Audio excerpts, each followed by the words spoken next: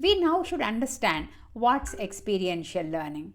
It is something where you learn through experience.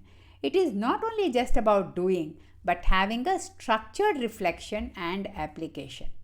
You have an experience, then you reflect on the experience, deep dive onto experience, you conceptualize the information, and again you create that active experimentation.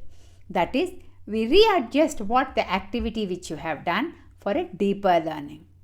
Therefore, students are not just participating, they are engaging and they will have a fruitful learning while applying. Now, retention and impact of experiential learning is great. It will boost the knowledge and also the transferable knowledge will come into picture. Studies show that when students are involved in hands-on activities, that is doing by themselves, wherein they are engaged, they remember better and longer.